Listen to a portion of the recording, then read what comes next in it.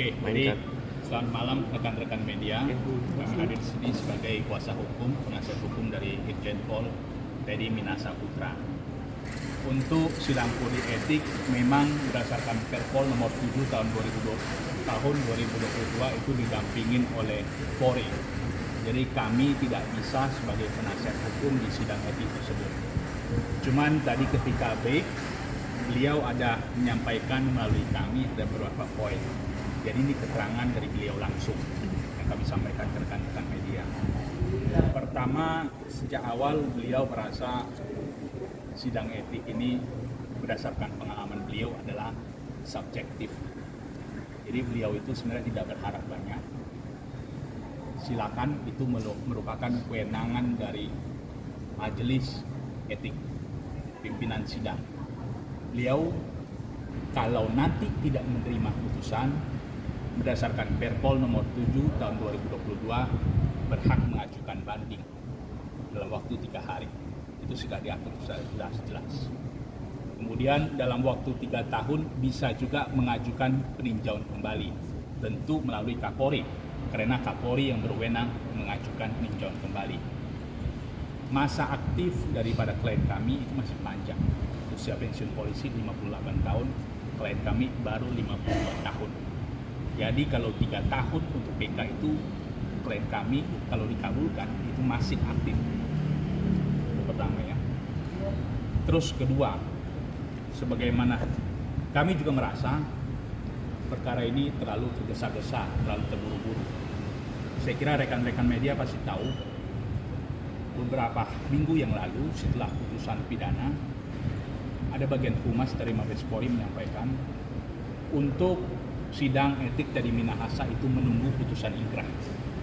Kenapa sekarang begitu terburu-buru dilakukan sidang etik? Ada apa? Klien kami selalu bertanya, ini permintaan dari siapa? Kenapa harus buru-buru? Kenapa? Karena perbuatan yang diduga dilanggar oleh klien kami di perkara etik ini sama persis dengan yang sidang perkara pidana, yaitu pertama memerintahkan bawahan untuk menukar sabu dengan tawas, barang bukti sabu dengan tawas. Kedua, memerintahkan menjual. Itu sama persis dengan pokok perkara yang sedang kami ajukan banding. Jadi artinya perbuatan penukaran dan perbuatan menjual itu secara hukum belum pernah terbukti. Bagaimana di sidang etik itu bisa membuktikan adanya penukaran atau adanya peristiwa menjual? Itu kan bagian dari proses hukum yang kami sedang ajukan banding. Itu adalah bagian dari peradilan umum. Jadi kami merasa ini terlalu terburu-buru. Memang kami tahu beberapa hari terakhir itu ada satu lembaga yang terus-menerus mendesak. Tapi apakah karena desakan itu langsung buru-buru dilakukan sidang etik, kami tidak tahu. Tapi bagi kami, ini mohon maaf saja ya, klien kami itu adalah Kapolda. Kalau hanya demi uang 300 juta menjual narkoba itu sangat tidak masuk akal. Klien kami itu sudah banyak membantu masyarakat susah. Klien Kopi Joni yang dibantu oleh Pak Korban, bahkan beliau uang pribadi beliau kasih untuk membantu mereka.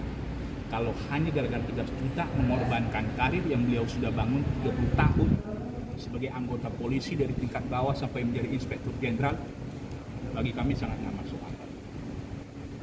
Paling itu, sekarang prosesnya kami dengar sedang pembacaan tuntutan, setelah itu pembelaan dan akan putusan. Jadi putusan hari ini juga akan dibacakan.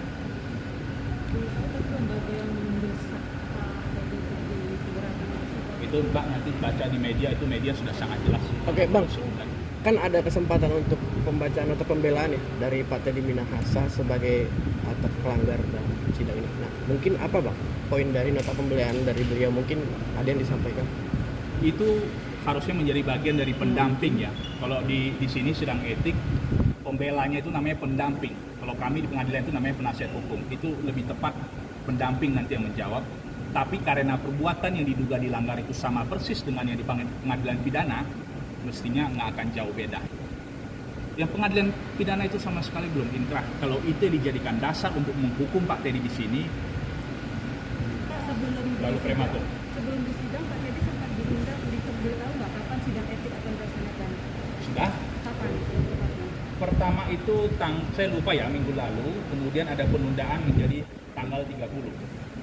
Minggu lalu itu sebenarnya panggilan pertama. Pak Teddy sudah siap untuk mau hadir, tapi 1 hari sebelumnya dari bagian petugas di sini mengirimkan panggilan pemberitahuan penundaan sidang.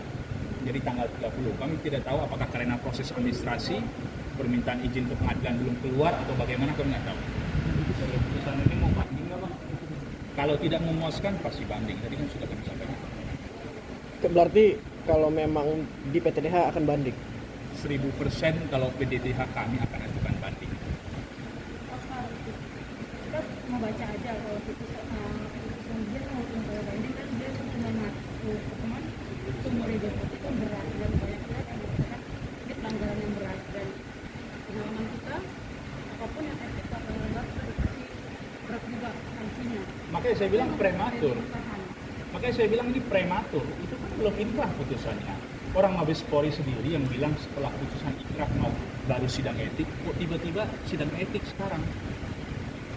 Itu tanya sama yang kita juga berat masih jauh tapi menjadi Nah, itu harus tanya kepada Mabes kenapa begitu terburu-buru.